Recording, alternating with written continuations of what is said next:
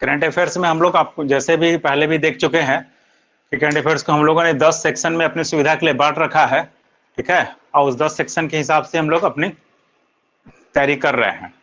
आज हम लोग उसमें साइंस एंड टेक्नोलॉजी का जो डेवलपमेंट है उसको देखेंगे, ठीक है। साइंस टेक्नोलॉजी मतलब विज्ञान और प्रौद्योगिकी जो आपने यूनिट बना रखा होगा, साइंस एंड टेक्नोलॉजी का डेवलपमेंट, ठीक है, विज्ञान और प्रौद्योगिकी का जो विकास है उससे संबंधित जो भी तथ्य आएंगे उसको हम लोग इस यूनिट के तहत देखेंगे, ठीक है। देखिए ये जो यूनिट है साइंस एंड टेक्नोलॉजी का, वो आपको पता होगा कि ये मुख्य परीक्षा में भी एक यूनिट के रूप में आपके पास है, ठीक है। मुख्य परीक्षा में भी इससे प्रश्न आते हैं और इसमें जो प्रारंभिक परीक्षा में प्रश्न पूछे जाते हैं, बहुत सारे फैक्चुअल जानकारी उस जो रहती है इस पीटी के ख्याल से, उसी पे आधारित मुख्य परीक्षा में भी प्रश्न इसमें आते रहे हैं, ठीक है। इसलिए इसको हम लोग ध्यान से देखेंगे। ये बहुत सारे इसमें जो तथ्य आप जानेंगे, इन्फॉर्मेशन जो जानेंगे करंट अफेयर्स के तहत, वो आपके मुख्य परीक्षा में भी काम आने की पूरी संभावना है, ठीक ना। ठीक, देखिए सबसे पहला चीज जो हम लोग आज देखेंगे, जैसे साइंस एंड टेक्नोलॉजी की बात होगी ना, तो साइंस एंड टेक्नोलॉजी में जो मुख्य मेरा क्षेत्र है उसमें एक अंतरिक्ष भी प्रमुख क्षेत्र है। देखिए तो इसरो जो संस्था है भारत में, आप सबको पता होगा इसरो ही हम लोग के यहाँ जो संस्था है वो अंतरिक्ष अनुसंधान के लिए प्रमुख संस्था है हमारे यहाँ इसरो। इसके द्वारा अभी हाल में जो अप्रैल में चित्रदुर्ग के नामक स्थान से, कहाँ से, तो एक स्थान है चित्रदुर्ग। आपसे एक प्रश्न सिंपल सा ऐसे भी आता है, मिलान करने में रहता है या सीधा भी पूछा जाता है कि चित्रदुर्ग है कहाँ। तो चित्रदुर्ग जो हमारा कर्नाटक में है, ठीक है। तो इसरो ने को ये अप्रैल महीने में 2 अप्रैल को चित्रदुर्ग से एक हम लोग का आरएलवी जो है वो लॉन्च किया। आरएलवी क्या है ये, तो रीयूजेबल लॉन्च व्हीकल है, रीयूजेबल लॉन्च व्हीकल है आरएलवी, ठीक है। हिंदी में इसको अगर जानेंगे तो पुनः प्रयोज्य प्रक्षेपण यान है, पुनः प्रयोज्य प्रक्षेपण यान, ठीक है। नाम से स्पष्ट है, मतलब जिसका दोबारा हम लोग यूज कर सके। जैसे आपको पता होगा प्रक्षेपण यान जो हम लोग भेजते हैं अभी, अगर आपने कभी ध्यान दे रखा है तो प्रक्षेपण यान, जो भी प्रक्षेपण यान से हम लोग किसी सैटेलाइट को भेजते हैं अंतरिक्ष में, तो सैटेलाइट को जो हम लोग अंतरिक्ष में भेजने के लिए जिस भी प्रक्षेपण यान का यूज करते हैं, वो क्या करता है, एक बार में जो रॉकेट है मेरा, पीएसएलवी हो या जेएसएलवी हो या एसएसएलवी हो, जो भी प्रक्षेपण यान हम लोग छोड़ते हैं, उपग्रह को ले जाता है, वहां स्थापित करता है, और वो रॉकेट जो प्रक्षेपण यान गया वो भी नष्ट हो जाता है, उसका दोबारा हम लोग यूज नहीं कर पाते, ठीक है। लेकिन अब एक प्रयास ये किया जा रहा है कि वैसे रॉकेट को वापस हम लोग पृथ्वी पर उतार सके, ठीक है। रॉकेट सैटेलाइट को कक्षा में अंतरिक्ष में स्थापित करने के बाद वापस पृथ्वी पर आ सके, ताकि हम लोग उसका फिर से प्रयोग कर सके, ठीक है। तो आप समझ सकते हैं अगर हम लोग इसमें सफल हो गए तो निश्चित रूप से क्या होगा, एक बहुत बड़ी जो राशि खर्च होती है रॉकेट बनाने में, प्रक्षेपण बनाने में, और नष्ट हो जाता है, तो वो निश्चित रूप से आर्थिक रूप से बड़ा लाभदायक हो जाएगा और जो कॉस्ट है वो कम जाएगा उपग्रह को भेजने का, ठीक है। एक महत्वपूर्ण चीज है ये आरएलवी का प्रयोग। तो हम लोग को जानना इसमें यह है कि अभी चित्रदुर्ग से 2 अप्रैल को इसरो ने क्या किया कि एक आरएलवी का सफल प्रक्षेपण किया है, इसका प्रयोग किया गया है, सफल इसका परीक्षण किया गया है, ठीक है। सफल परीक्षण हुआ है, पहले ही परीक्षण हुआ था लेकिन अभी इसका सफल परीक्षण आरएलवी का चित्रदुर्ग नामक स्थान से हुआ, ठीक है। तो सिंपल प्रश्न आपसे अगर जानना चाहेगा, आपसे ये भी पूछा जा सकता है कि आरएलवी है क्या, ठीक है। तो नाम से स्पष्ट समझ जाइएगा, पुनः प्रयोज्य प्रक्षेपण यान है, जिसका हम लोग दोबारा यूज कर सके, ऐसा प्रक्षेपण यान है, ठीक है। कहाँ से प्रक्षेपण किया गया, अभी परीक्षण जो हुआ है वो चित्रदुर्ग से हुआ। ये चित्रदुर्ग कहाँ है, तो कर्नाटक में है, ठीक है।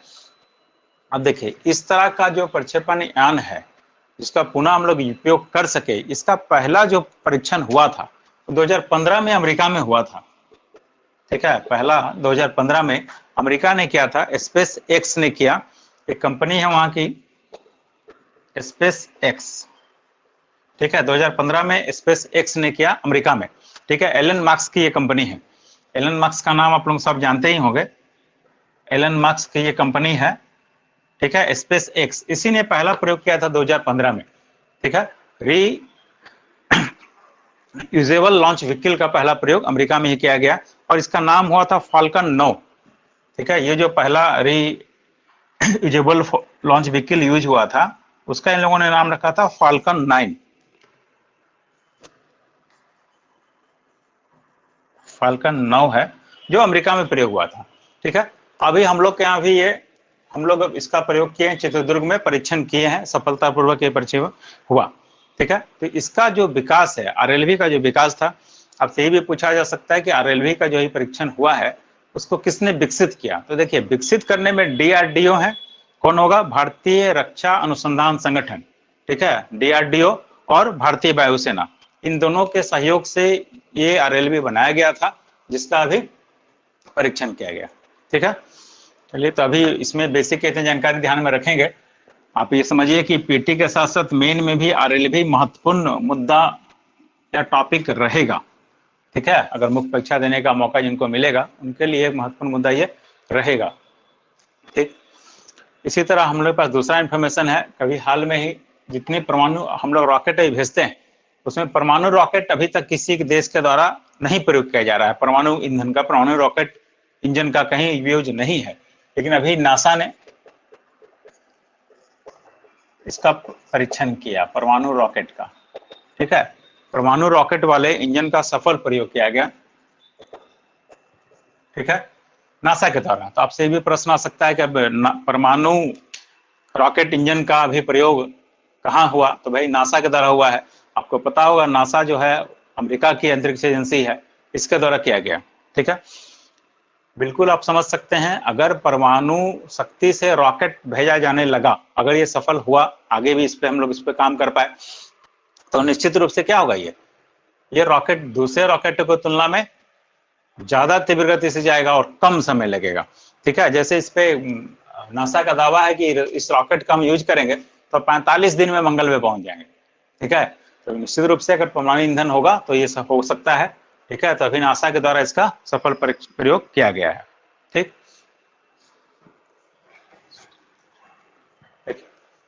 इसके बाद हम लोग को इसमें देखना है एक प्रचंड, ये क्या है, ये भी आप अगर प्रचंड जो है ये HAL का, HAL इसके किसका उत्पादन है, ये HAL का। HAL क्या है, तो Hindustan aeronautics limited, Hindustan aeronautics limited जो है हमारे यहाँ, वो क्या करती है, वो उसके द्वारा निर्मित ये LCH है, मतलब हल्का लड़ाकू विमान है।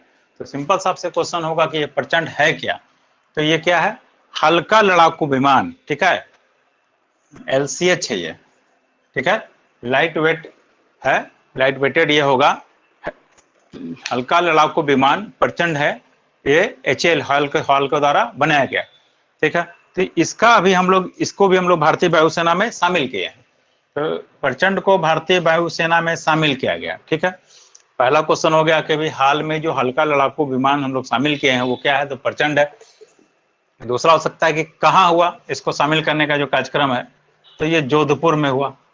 कहाँ किया गया, तो जोधपुर में किया गया, जोधपुर में अक्टूबर 22 में इसको हम लोग शामिल कर लिए।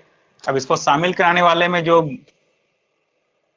मुख्य अतिथि होंगे जिनके द्वारा ये शामिल कराया गया, वो होंगे हमारे कौन, CDS, जो आप जानते हैं CDS को चीफ ऑफ डिफेंस स्टाफ, क्या है, चीफ ऑफ डिफेंस स्टाफ, ठीक है ना, CDS के नाम से आप जानते हैं CDS। तो चीफ ऑफ डिफेंस स्टाफ के द्वारा किया गया। तो चीफ ऑफ डिफेंस स्टाफ अभी कौन है वर्तमान में, वर्तमान में अगर आपको ध्यान में रहेगा तो बताएंगे, थोड़ा रिवीजन भी आपका होता चलेगा। वर्तमान में chief of defence staff Anil Chauhan है, इनका नाम ध्यान रखने का प्रयास कीजिएगा, संभावना रहेगी इनकी इसके पूछे जाने की। अनिल चौहान वर्तमान में चीफ ऑफ डिफेंस स्टाफ हैं। आप सबको पता होगा कि इसके पहले जो CDS थे, जो हमारे देश के पहले CDS रहे, उनकी एक विमान दुर्घटना में मृत्यु हो गई थी, ठीक है, एक हेलीकॉप्टर जो दुर्घटनाग्रस्त हुआ उसमें उनकी मृत्यु हो गई थी। जो पहले CDS थे जिनकी मृत्यु हो गई दुर्घटना में, उसका नाम क्या था? उनका नाम ध्यान में है आप लोगों को? ध्यान में रहेगा तो आप बताएंगे, चैट के माध्यम से बोल सकते हैं, और आप ऐसे आपका स्पीकर ऑन है, आप ऐसे ही बता सकते हैं, ठीक है? हाँ ठीक है, पूजा रावत, ठीक ना? हाँ ठीक ही बता रही है, पूजा रावत है जिनकी मृत्यु हो गई दुर्घटना में। तो अभी चीफ ऑफ डिफेंस कौन है? अभी चीफ ऑफ डिफेंस आपके अनिल चौहान है, ठीक ना? अनिल चौहान है, इनके द्वारा किया गया, ठीक है? जोधपुर में प्रचंड को शामिल कर लिया गया, ठीक।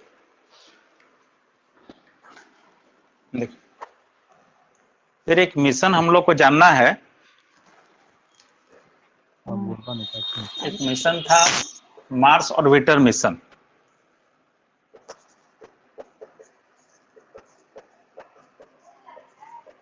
ठीक ना? मार्स ऑर्बिटर मिशन जो है मेरा, मंगलयान के नाम से हम लोग इसको जानते हैं, मंगलयान मिशन था, मार्स ऑर्बिटर मिशन। तो ये कब भेजा गया, किसी को है ध्यान में? मार्स ऑर्बिटर मिशन कब का है? किसी को अगर ये पता है तो बता सकते हैं कि मार्स ऑर्बिटर मिशन है कब भेजा गया और कब मंगल पे पहुंचा?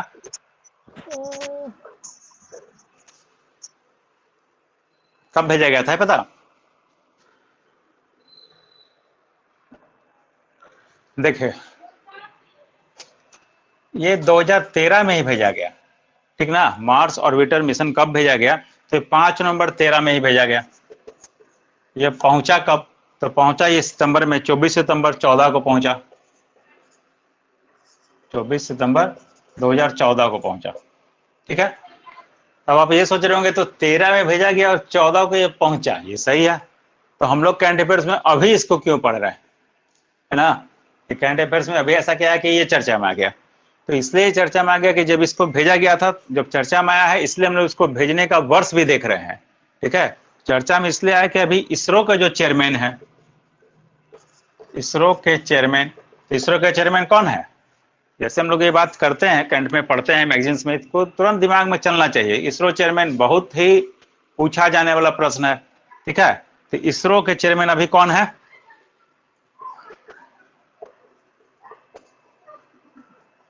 एस सोमनाथ है, ठीक ना? तो एस सोमनाथ ने अभी ये बताया, ये जानकारी दिया, अक्टूबर 22 की बात है ये, कि अक्टूबर 22 में ये जानकारी उनके इसरो के द्वारा दी गई। क्या दिया गया जानकारी? कि ये जो मार्स ऑर्बिटर मिशन था, इससे इसरो का संपर्क पूरी तरह टूट गया, अब इससे कोई सूचना हमको नहीं मिल रही है, मतलब इससे संपर्क टूटने की सूचना आई कि अब ये हमारे संपर्क से बाहर चला गया, संपर्क टूट गया इससे, ठीक है? मतलब ये जो मार्स ऑर्बिटर मिशन था मेरा, अब ये डेड कर गया एक तरह से, ठीक है? देखिए, अब इसको हम लोग फिर से इसको देखें, जब ये अभी डेड कर गया तो निश्चित रूप से क्या आ गया, आपके लिए एक प्रश्न बन गया कि गया कब था? 2022 में तो इसका संपर्क टूट गया। तब एक सिंपल सा क्वेश्चन पूछेगा गया कब, तो आप देखेंगे स्टूडेंट्स को लगता है कि बहुत पुराना करंट अफेयर्स पूछ दिया। ऐसा होता नहीं, पुराना करंट अफेयर्स, पुरानी घटना का भी वर्तमान में कोई संदर्भ होता है तो वो आपसे प्रश्न में आएगा ही, ठीक है? जैसे इसका वर्तमान में संदर्भ आ गया, इस संपर्क टूट गया, इसमें हमको अब जानना चाहिए कि भेजा गया था 13 में, पहुंचा 14 में, ठीक। और जब इसको हम लोग लॉन्च किए थे तो ये माना गया था कि इसकी अवधि मात्र 6 माह की होगी। क्या माना गया था? माना गया था कि 6 माह तक ही चलेगा मेरा, उसके बाद इसका कंट्रोल हो सकता है हमसे निकल जाए, 6 महीना ही इसकी अवधि मानी गई थी। ये तो चलता रहा हमारा और संपर्क में बना रहा। ये उपलब्धि है कि इतने मात्र 6 महीना जिसको माना गया था, वो भी आप देख रहे होंगे कि 14 से अगर आप जोड़िएगा 22 तक, तो लगभग 8 साल से ऊपर ये संपर्क में बना रहा, ठीक है? और अपना सूचनाएं भेजते रहा, लेकिन 8 वर्ष तक ये जानकारी देता रहा। उम्मीद किया गया था कि 6 महीना ही इसका जीवन काल होगा, लेकिन 8 साल तक जानकारी देता रहा, इसलिए महत्वपूर्ण है। और अभी ये सूचना फिर से चर्चा में आया, और चर्चा में आया है इसलिए पुराना घटनाक्रम आप याद रखिएगा कि मंगलयान 13 में हम लोग भेजे थे और पहुंचा कब? 14 में पहुंचा, और जब भेजे थे ये चर्चा में अभी चल रहा है, ठीक ना? इसलिए ये भी चर्चा में आ जाना चाहिए कि इसको भेजा गया था किस रॉकेट से, किस प्रक्षेपण यान से भेजा गया था, ठीक है? तो प्रक्षेपण यान से भेजा गया था, उसका नाम था PSLV C-25। किससे भेजा गया? PSLV C-25 से भेजा गया था, ठीक है? इसलिए आप लोगों को यह भी ध्यान रखना चाहिए कि PSLV C-25 से भेजा गया था, ठीक है? अब इसमें कोई कंफ्यूजन अगर आपके दिमाग में है या कोई प्रश्न बन रहा है तो आप पूछ सकते हैं, नहीं तो हम लोग आगे बढ़ेंगे।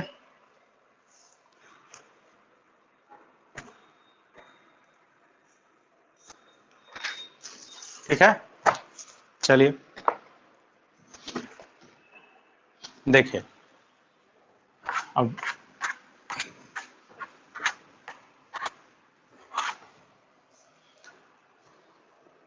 इसके बाद हम लोग को जानना है अभी फिर से जो एक बहुत महत्वपूर्ण घटनाक्रम फिर है साइंस एंड टेक्नोलॉजी में, एलवीएम का भेजा जाना। ठीक है, LVM-3 ये जो गया है मुलाकात, तो LVM-3 जो अभी हाल में हम लोग भेजे हैं, मतलब 2 गया, एक तो अक्टूबर में गया, पहला अक्टूबर 22 में गया, फिर कब गया, मार्च 23 में गया। ठीक है, तो अंतरिक्ष के जो हमारे यहाँ एजेंसी इसरो है, इसरो ने अपना एक वाणिज्यिक संस्था अलग से क्रिएट कर रखा है, जो इसरो का ही है, लेकिन क्या उसका वाणिज्यिक विंग है जो उसका बिजनेस देखता है। इसरो की एक वाणिज्यिक इकाई है।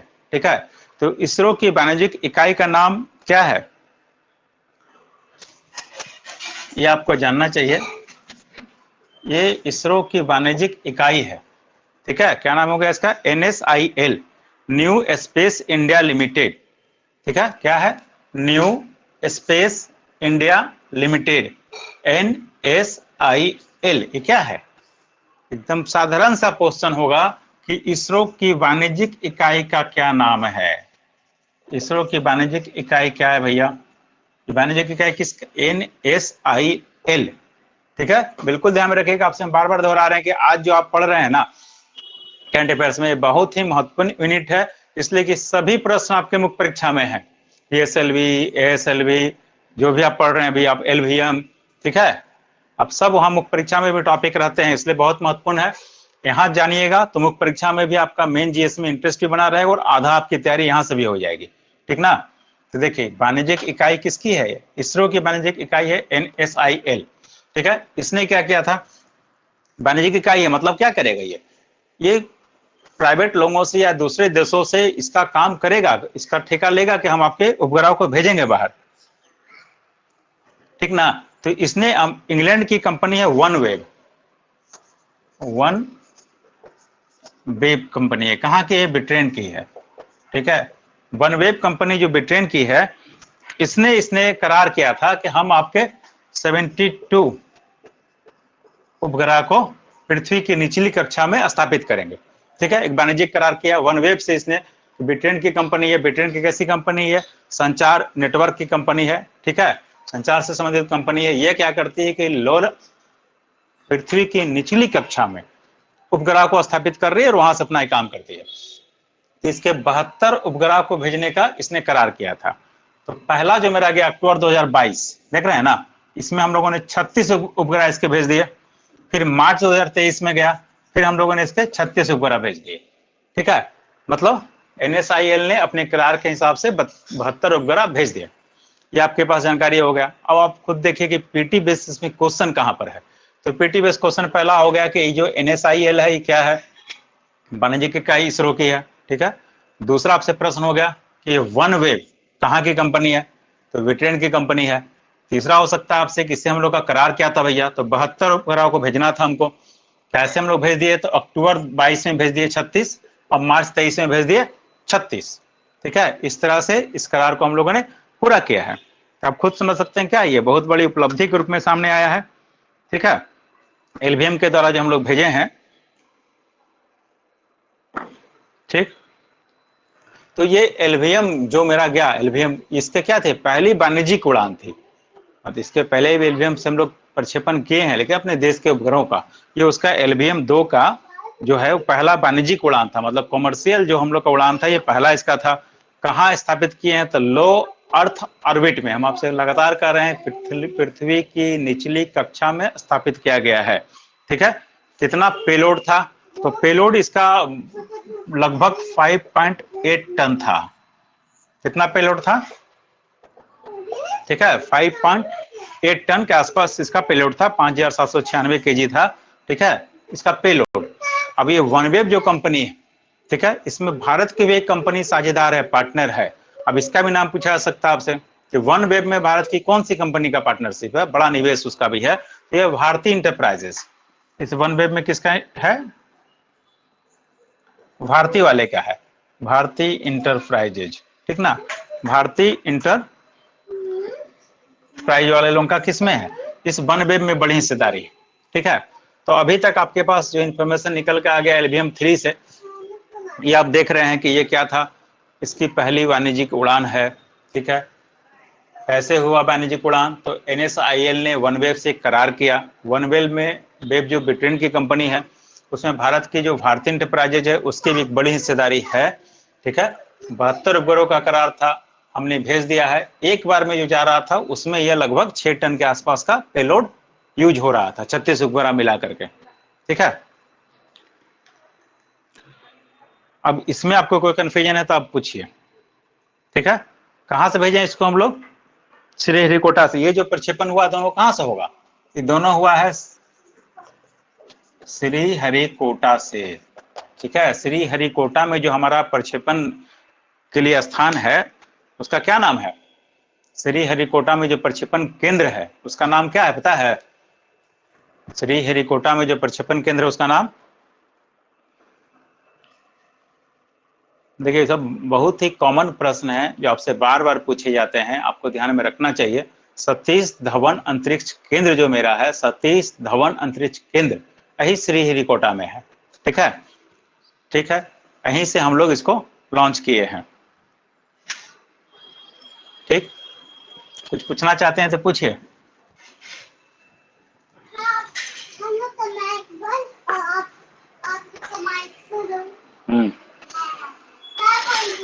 तो जानना के मन हुआ आप लोगों को, नहीं हुआ, ठीक है।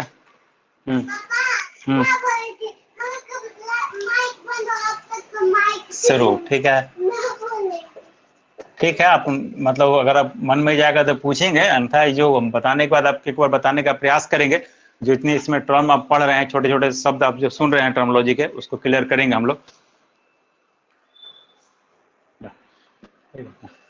विक्रम एस, हमने आपका सिर्फ नाम लिखा है। दूसरा टॉपिक हम लोग है जानना क्या, विक्रम एस को जानना है। ये हम लोग कब भेजे हैं, तो 18 नवंबर 2022 को गया, ठीक है। अब इसके बारे में जानेंगे कि ये क्यों महत्वपूर्ण है, विक्रम एस है क्या।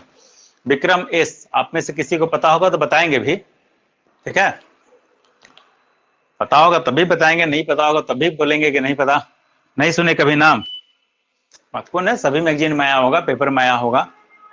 खैर देखिए, विक्रम एस जो है ये 8 नवंबर 22 को हम लोग छोड़े, तो ये क्या है, इसलिए जानना है कि ये ऐसा रॉकेट है जो किसी निजी संस्था के द्वारा डेवलप किया गया, निजी स्पेस कंपनी के द्वारा डेवलप किया गया है, ठीक है। निजी स्पेस कंपनी हमारे यहाँ एक है स्काई रूट, क्या नाम है उसका, स्काई रूट, ठीक है। स्काई रूट एरोस्पेस है, स्काई रूट एरोस्पेस, इसके द्वारा ये बनाया गया, ठीक है।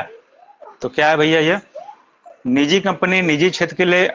अब आपको पता होगा कि अंतरिक्ष का जो क्षेत्र है, देखिए अब क्वेश्चन कैसे आएगा। अब पहला चीज हम लोग के पास आ गया कि हैदराबाद की एक निजी कंपनी है स्काई रूट एरोस्पेस, उसके द्वारा विकसित रॉकेट है क्या, ये विक्रम एस। ये अभी हम लोग इसरो ने क्या किया, श्रीहरिकोटा से इसको लॉन्च किया है, ठीक है। श्रीहरिकोटा से भेजा, इसके द्वारा 3 छोटे सैटेलाइट को भेजा गया। पहले जानकारी हम लोग समझ लेंगे कि विक्रम एस को भी कहां से हम लोग भेजे हैं, श्रीहरिकोटा से भेजे हैं। श्रीहरिकोटा में जो अंतरिक्ष केंद्र है हमारा, उसका क्या नाम है आपको पता है, सतीश धवन, मतलब सतीश धवन अंतरिक्ष केंद्र से हम लोगों ने विक्रम एस को भेजा। तो विक्रम एस है क्या भाई, एक रॉकेट है, कोई बात नहीं। तो इतना क्यों हम लोग इसको जानने का प्रयास कर रहे हैं, इसलिए इतना जानने का प्रयास कर रहे हैं इसको कि ये निजी कंपनी है, मतलब प्राइवेट कंपनी है। तो प्राइवेट कंपनी के द्वारा विकसित रॉकेट है और इसके माध्यम से भी 3 छोटे सैटेलाइट को भेजा गया, ठीक है। अब अगर आपको ध्यान होगा तो अंतरिक्ष का जो सेक्टर है हमारा, वो क्या था कि पहले सिर्फ सरकारी कंपनी या सरकार ही इसमें काम करती थी, ठीक है। ये प्राइवेट कंपनियों के लिए अंतरिक्ष सेक्टर नहीं खोला गया था। तो पहला प्रश्न आपका ही हो गया कि जो अंतरिक्ष का जो क्षेत्र है ये निजी क्षेत्र के लिए कब खोला गया। निजी क्षेत्र के लिए अंतरिक्ष का जो क्षेत्र है, अंतरिक्ष क्षेत्र निजी क्षेत्र के लिए कब खोला गया? ये पहला महत्वपूर्ण क्वेश्चन आपके लिए हो गया इस बार का। ठीक है, आने वाले एग्जाम में आप देखिएगा, कभी भी 2-3 एग्जाम का क्वेश्चन देख लीजिएगा, उसमें निश्चित रूप से ये प्रश्न आया रहेगा कि अंतरिक्ष को निजी क्षेत्र के लिए, अंतरिक्ष के क्षेत्र में जो भी काम हो रहा है उसको निजी क्षेत्र के लिए कब खोल दिया गया? ये पहले आरक्षित था सिर्फ सरकारी क्षेत्र के लिए, ठीक है, अभी निजी क्षेत्र के लिए कब खोला गया? तो निजी क्षेत्र के लिए इसको 2020 में खोल दिया गया था। 2020 में निजी कंपनियों को अलाउ कर दिया गया कि आप भी काम कर सकते हैं। आपको पता है कि विदेशों में निजी क्षेत्र के लोग काम करते हैं, अभी तुरंत हमने पढ़ा अभी, ठीक है, कि एलन मस्क की कंपनी ने पहला रीयूजेबल लॉन्च व्हीकल्स का प्रयोग किया था 2015 में, फाल्कन 9 का, अभी लोग पढ़े। बहुत सारी प्राइवेट कंपनी आप वहां के पढ़ेंगे जो सैटेलाइट को भेजता है, ठीक है। तो भारत वालों ने भी 2020 में हम लोग अंतरिक्ष को क्या किए हैं, ओपन कर दिए हैं प्राइवेट क्षेत्र के लिए। तो पहली कंपनी मेरी स्काई रूट आई हैदराबाद की है, जिसने रॉकेट डेवलप किया विक्रम एस और भेजा है, ठीक है। तो पहला निजी रॉकेट का क्या नाम हो गया? विक्रम एस, पहला निजी रॉकेट है ये, इसलिए महत्वपूर्ण हो गया, ठीक है। निजी क्षेत्र के लिए खोला गया पहला निजी रॉकेट है। आप जब पहला निजी रॉकेट हम लोग जानने का प्रयास कर रहे हैं, एक साधारण सा क्वेश्चन फिर से महत्वपूर्ण हो गया कि देश का पहला रॉकेट कौन, ठीक है। अब भारत का पहला रॉकेट कौन, ठीक ना। किसी को नाम ध्यान में आता है तो बताइए। देखिए, ये सिर्फ करंट अफेयर्स नहीं है, आपको पूरा साइंस एंड टेक्नोलॉजी से या किसी से संबंधित क्वेश्चन होगा तो हमको सबको सही करना है। अब वो पूछेगा देश का पहला रॉकेट कौन है, तो हम लोग को फिर लगता है कि ये प्रश्न क्यों आ गया, पहला रॉकेट कब का कब छूट गया। एक आप समझिए, जैसे हुआ कि निजी क्षेत्र का पहला रॉकेट, तो सभी मैगजीन, सभी पेपर, सभी जगह ये चर्चा में आया कि भाई हम लोग का पहला रॉकेट था रोहिणी। तो फिर से सब जगह चर्चा में है ना कि रोहिणी था पहला रॉकेट, और निजी क्षेत्र का हुआ विक्रम एस, ठीक है, विक्रम एस के नाम से। तो आपको पता है विक्रम एस, ये विक्रम क्या है? विक्रम साराभाई, अंतरिक्ष वैज्ञानिक के रूप में आप जानते हैं उनको, वही विक्रम साराभाई के नाम पे इसका नाम विक्रम रखा गया है, ठीक है। ये भी आपसे हो सकता है, ठीक। इसके द्वारा 3 छोटे छोटे प्राइवेट सैटेलाइट्स को इन लोगों ने भेजने का काम किया, ठीक। तो विक्रम एस भी आपका खत्म हुआ। इसके बाद आपको जानना है PSLV C54। अभी PSLV C54 को हम लोगों ने भेजा है, ठीक ना। फिर से हम लोग जानेंगे PSLV C54, इसके बारे में आपको पता है तो बताइए।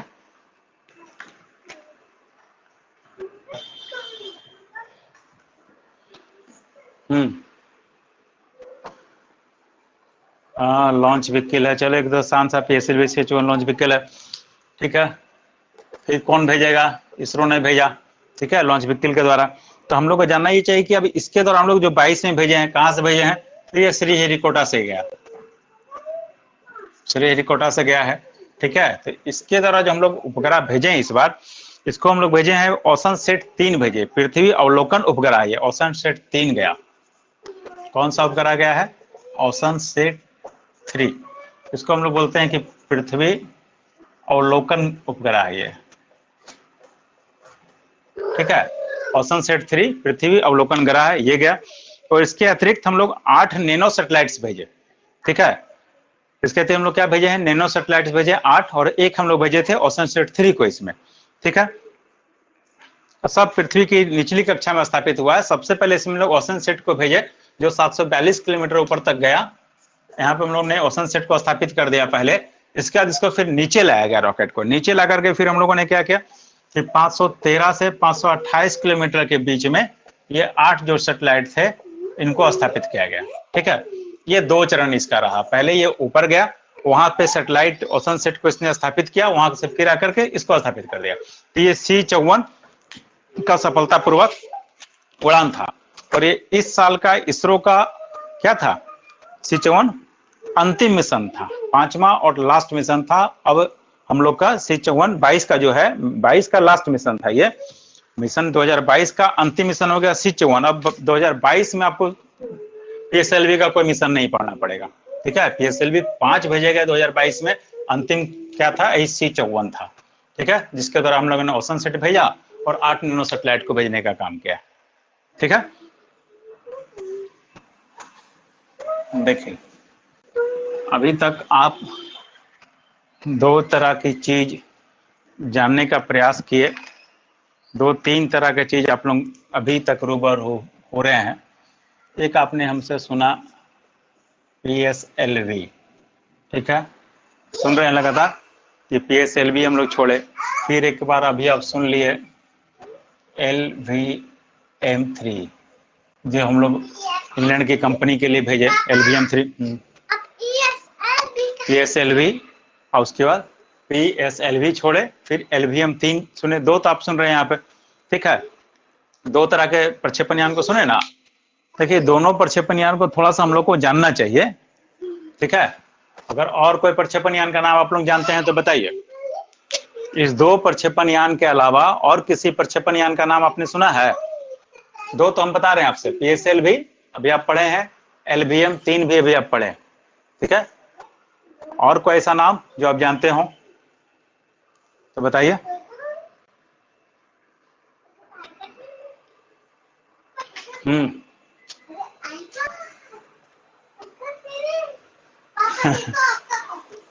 ठीक है, मतलब याद आना चाहिए, ऐसा नहीं है। PSLV LVM तो अभी आप पढ़ रहे हैं ना, इसके पहले LVM के पहले लगातार हम लोग पढ़ते थे GSLV,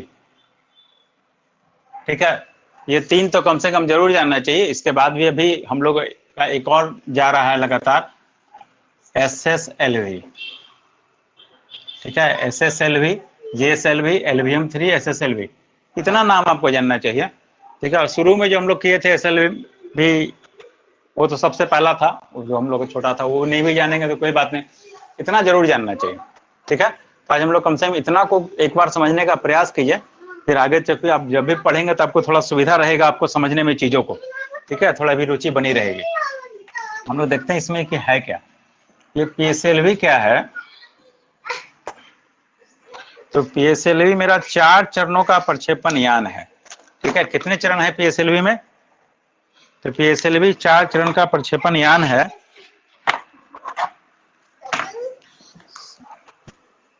देखिए ये PSLV में अगर देखेंगे हम लोग तो 4th स्टोरेज है ये,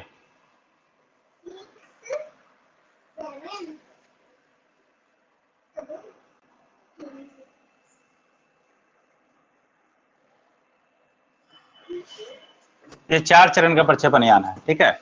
PSLV क्या है? 4 चरण का प्रक्षेपण यान है। ये पहला खंड है, ये दूसरा, ये तीसरा, ये 4th, 4 खंड है इसके, ठीक ना। तो पहला खंड मेरा होता है सॉलिड, और फिर इसका होता है ये सॉलिड, ठीक है, और ये लिक्विड, और ये लिक्विड, ठीक है।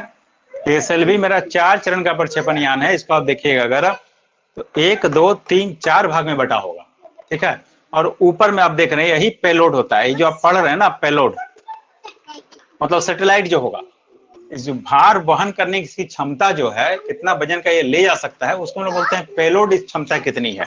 यहीं पे हम लोग सैटेलाइट को डालते हैं, ठीक है। ऊपरी भाग में सैटेलाइट यहाँ रखा रहता है। यहाँ से आप देखे होंगे, यहाँ से आग, जब भी फोटो वोटो देखते होंगे, यहीं से एक आग जला और रॉकेट ऊपर उड़ा, यही देखते होंगे फोटो में, ठीक ना। तो पहला जो पार्ट है इसमें सॉलिड मतलब ठोस ईंधन का प्रयोग होता है, दूसरा में लिक्विड ईंधन होता है, तरल ईंधन होता है, तीसरा में फिर ठोस ईंधन रहता है, चौथा में फिर लिक्विड रहता है, ठीक है। यही PSLV है मेरा, नाम से स्पष्ट है, पोलर सैटेलाइट लॉन्च व्हीकल है, ठीक है। ध्रुवीय प्रक्षेपण यान है ये। ध्रुवीय प्रक्षेपण यान क्या होगा, तो ये क्या करता है, ध्रुवीय प्रक्षेपण यान जो जाएगा, ये समान रूप से हम लोग इसको 2000 किलोमीटर के नीचे तक रखते हैं, ठीक है, समान रूप से। ये क्या करेगा कि पृथ्वी के चारों ओर चक्कर लगाता है। PSLV जो है, उससे जो सैटेलाइट जा रहा है, अगर पोलर सैटेलाइट में हम लोग उसको स्थापित कर देंगे तो क्या करता है, पृथ्वी के चारों ओर ऐसा सैटेलाइट चक्कर लगाता है, और समान रूप से ऐसा सैटेलाइट जिससे हम लोग इसको जो भेजते हैं, क्या काम करता है, वो निगरानी का काम करता है, ठीक है, फोटो खींचने का काम करता है, फोटो खींचना, निगरानी, इस तरह का काम करता है ये, ठीक है। लोअर ऑर्बिट से लेकर के 2000 किलोमीटर तक इसे हम लोग स्थापित करते हैं। हालांकि इसे हम लोग PSLV से 2 महत्वपूर्ण मिशन पहले कर चुके हैं। एक महत्वपूर्ण मिशन तो हमने आपसे चर्चा कर दिया, PSLV C25, इससे क्या भेजे थे हम लोग, PSLV C25 से हम लोग भेजे थे आपको मंगलयान, ठीक है, मंगलयान इसी से भेजे थे। और अगर आप चंद्रयान पढ़े हैं तो चंद्रयान फर्स्ट, ये भी हम लोग भेजे थे पीएसएलवी से ही, ठीक ना। चंद्रयान फर्स्ट जो हम लोग भेजे थे वो पीएसएलवी से भेजे थे। तो पीएसएलवी हम लोग का बहुत ही महत्वपूर्ण प्रक्षेपण यान है, इसरो द्वारा विकसित है। C-54 देख रहे हैं, मतलब अभी तक 54, अभी आप पढ़े ना C-54 लास्ट गया तो अभी तक 54 इसका उड़ान हो चुका है, इसलिए C-54 आप देख रहे हैं। 54 उड़ान में ये 2 ही बार फेल किया है। 54 में क्या है, 2 बार फेल किया है, तो ये 52 बार सफल रहा, ठीक है। महत्वपूर्ण उड़ान है। और इसका पहला उड़ान जो हुआ था 1994 का है। 1994 से हम लोगों ने पीएसएलवी शुरू किया है, ठीक है। 1994 से हम लोग पीएसएलवी को शुरू किए। 54 अभी तक हम लोग इसका प्रयोग कर चुके हैं, मात्र 2 बार ये विफल रहा, ये 52 बार ये सफल रहा अपने अभियान में। जो हम लोग इससे उपग्रह भेजते हैं, इसके अलावा 2 महत्वपूर्ण मिशन पे हम लोगों ने इसको लगाया। एक तो हम लोग मंगलयान भेजे थे 13 में C-25 से, एक हम लोग चंद्रयान फर्स्ट, चंद्रयान पहला जो मेरा गया था वो भी गया था पीएसएलवी से, ठीक है। तो ये पीएसएलवी है। अब इस पे कोई कंफ्यूजन या छोटी मोटी बात जानना चाहते हैं तो बताइए। हालांकि मुख्य परीक्षा के लिए बहुत ही महत्वपूर्ण है, प्रक्षेपण यान टेक्नोलॉजी या प्रक्षेपण में पीएसएलवी क्या काम करता है, कैसे काम करता है, पूछा जाता है, उसमें थोड़ा और विस्तार से हम लोग जानते हैं, ठीक है।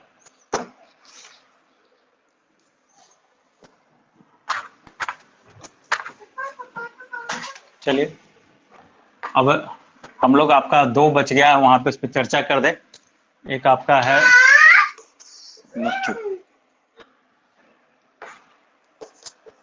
GSLV और आपको एक हम बता रहे हैं LVM-3 जो आप देख रहे हैं।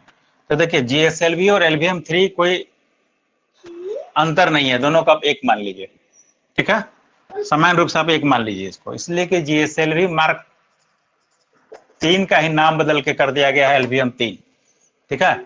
उसी का नाम परिवर्तन हुआ है LVM-3 के रूप में, ठीक है। बस इतना ही इसमें जान जाएंगे। देखिए ये कैसा उपग्रह, ये जियो सिंक्रोनस सैटेलाइट है, ये जियो सिंक्रोनस सैटेलाइट है। ये कैसा है, जियो सिंक्रोनस सैटेलाइट लॉन्च व्हीकल है, भू समकालिक है, भू समकालिक, भू स्थैतिक, जो भी आप पढ़ते होंगे, भू स्थैतिक कक्षा में ये ले जाता है। ये कहाँ ले जाता है GSLV, भू स्थैतिक कक्षा में, जियो ऑर्बिट में ले जाता है, जियो सिंक्रोनस में ले जाता है, इंग्लिश में इसको जानेंगे तो। भू समकालिक या भू स्थैतिक कक्षा में ले जाएगा। ये भू समकालिक कक्षा कहाँ है, ये 36,000 किलोमीटर पे है। अभी आप जान रहे थे हम लोग क्या कर रहे थे कि पीएसएलवी सबसे हम लोग पोलर सैटेलाइट है, वहां भेजते हैं जहां को जाता है और पृथ्वी का घूर्णन करना शुरू करता है, पृथ्वी के साथ साथ वो घूमता है एक तरह का, वहां जो सैटेलाइट हम लोग छोड़ते हैं। और ये जो सैटेलाइट हम लोग छोड़ते हैं वो क्या करता है, 36,000 किलोमीटर पे जो भू स्थैतिक कक्षा है मेरा, ठीक है, वहां जाकर स्थापित होता है। तो ये क्या करता है, ये पृथ्वी के साथ साथ घूमता है। मतलब पृथ्वी जिस तरह यहाँ घूम रही है, पृथ्वी ऐसे गोल गोल घूमती है, मान लीजिए पृथ्वी ऐसे ऐसे घूम रही है, हमारी घूमती है ना गोल, अगर पृथ्वी ऐसे,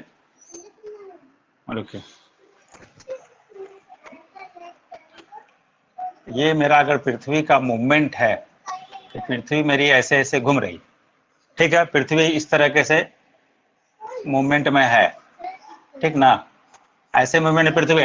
तो ये उपग्रह क्या करता है, ये उपग्रह भी पृथ्वी के साथ भू स्थैतिक है, यहाँ पे जाकर स्थापित होता है, और ये भी इसी तरह घूमता है। ये क्या करेगा, ये भी पृथ्वी के साथ साथ ऐसे ऐसे गोल गोल परिक्रमा ये भी घूमते रहता है, ये पृथ्वी के साथ ही साथ घूमता है। इसलिए क्या लगेगा आपको, देखिए पृथ्वी के साथ साथ घूम रहा है, इसलिए कैसा दिखेगा, हमेशा एक स्थान पर स्थिर लगेगा। कैसा लगेगा, ये एक स्थान पर स्थिर लगेगा ये, इसलिए कि ये मेरा जो पोलर सैटेलाइट हम लोग जो भेजते हैं, उससे जो उपग्रह भेजते हैं वो पृथ्वी की परिक्रमा करता है, पृथ्वी के चारों ओर घूम रहा है, और ये क्या करता है, पृथ्वी के साथ साथ घूमता है। तो यहाँ जो हम लोग भेज रहे हैं, यहाँ समान रूप से जो भी जाता है वो संचार उपग्रह के रूप में काम करता है, या टेलीविजन जो आप देखते हैं उसका सिग्नल के लिए काम करता है। ये जो भू स्थितिक कक्षा में जो हम लोग भेज रहे हैं उपग्रह, वो ये काम कर रहा होता है, ठीक है, और ये पृथ्वी के साथ साथ घूम रहा होता है। इसकी हाइट क्या है, तो 36,000 किलोमीटर पे स्थापित होता है। क्लियर है, अब समझ गए आप कि ये क्या है, ज्यादा पावरफुल रॉकेट है हमारा, 36,000 किलोमीटर पे ले जा रहा है, ठीक है। ये पावरफुल रॉकेट है मेरा GSLV, ठीक है। GSLV जियो स्टेशनरी लॉन्च व्हीकल जो है मेरा, ये ज्यादा शक्तिशाली रॉकेट है। तो इसके क्या है, इसके चरण आप जाने, ये कैसे शक्तिशाली बन गया भाई। तो ये शक्तिशाली इसलिए बन गया कि इसमें हम लोगों ने 3 पार्ट रखा है।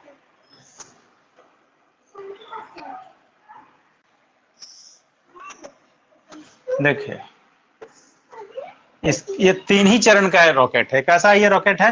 ये 3 चरण का है। इसका पहला तो सॉलिड है, ठीक है, यहाँ लिक्विड है, ठीक है, यहाँ पे हम लोगों ने जाकर सीधा तीसरे चरण में क्रायोजेनिक इंजन को क्रायोजेनिक जो इंजन है मेरा, इसका यूज करते हैं। क्रायोजेनिक इंजन का यूज है इसके 3rd चरण में। तो क्रायोजेनिक इंजन आपको पता होगा बहुत शक्तिशाली इंजन है, ठीक है, वो इसको लेकर के जाता है और 36,000 किलोमीटर में पहुंचा देता है। तो जब ये 36,000 किलोमीटर पे जाता है लेकर के, तब इसकी क्षमता 4,000 से 5,000 पेलोड है। यहाँ जितने वजन का उपग्रह ले जाएगा, क्या बोलेंगे उसको, उतना पेलोड इसकी क्षमता है। तो ये यहाँ पे उतने वजन का उपग्रह को हम लोग लेके वहां भेज सकते हैं। भारी भरकम उपग्रह इनसेट जो है मेरा, वो जियो स्टेशनरी उपग्रह है जो जाके वहां पे बैठा हुआ है, इनसेट 1B जो आप पढ़ते हैं, ठीक है, ये भारी भरकम उपग्रह होता है। अब अगर हम लोग इसको निचली कक्षा में रखना चाहें, मान लीजिए शक्तिशाली रॉकेट तो है ये, अब इसी का नामकरण चेंज हुआ अभी LVM, ठीक है, LVM-3 के नाम से आप जो जान रहे हैं, LVM, इसको अभी हम लोग बोलते हैं बाहुबली रॉकेट है। इसको क्या बोला जा रहा है? बाहुबली। ये रॉकेट का बाहुबली है, सबसे वजन वाला रॉकेट है। और अभी इसने क्या किया, 36 उपग्रह को एक साथ ले गया है। तो यहाँ नहीं ले गया, ये 36,000 किलोमीटर पे नहीं ले जा रहा, बल्कि कहाँ ले गया? नीचे ले गया। जब ये नीचे ले जा रहा है, पृथ्वी के लोअर ऑर्बिट में जब ले जाता है, इसका जो पेलोड क्षमता ये बढ़ जाता है। कितना हो जाता है? ये 10,000 तक हो सकता है, 10,000 तक हो सकता है, मतलब 10 टन तक ये ले जा सकता है, ठीक है। अभी आप पढ़े हमसे हैं कि 36 उपग्रह को ले गया तो कितना था उसका? 6 टन के आसपास था, 5,786 केजी के आसपास ले गया है ये, ठीक है। तो जब नीचे स्थापित हो रहा है तो ये अधिक वजन ले जाएगा, और ऊपर भेजना है तो हल्का करना पड़ता है। मतलब 4,000 से 5,000 केजी वजन होगा, 4 से 5 टन, तो ये यहाँ तक जाता है, और नहीं तो नीचे स्थापित कर सकता है ये। 10,000 टन पेलोड बढ़ाइएगा तो यहाँ तक वो 10,000 टन तक ले जा सकता है, ठीक है। तो LVM जो है मेरा लॉन्च व्हीकल जो है, लॉन्च व्हीकल मार्क 3, सिंपल सा नाम इसका लॉन्च व्हीकल मार्क 3 है ये। इसको बाहुबली रॉकेट के नाम से जान रहे हैं। ये GSLV मार्क 3 का बदला हुआ नाम है, ठीक है। जब नीचे ले जा रहे हैं तो LVM के नाम से बोल रहे हैं, जब जियो स्टेशन में जाते हैं तो फिर लोग उसको GSLV बोलते हैं। क्लियर है? ये 3 चरण का रॉकेट है, सॉलिड, लिक्विड, उसका क्रायोजेनिक इंजन इसमें हम लोग यूज करते हैं, ठीक है। चलिए अब कुछ पूछना चाहते हैं तो बताइए।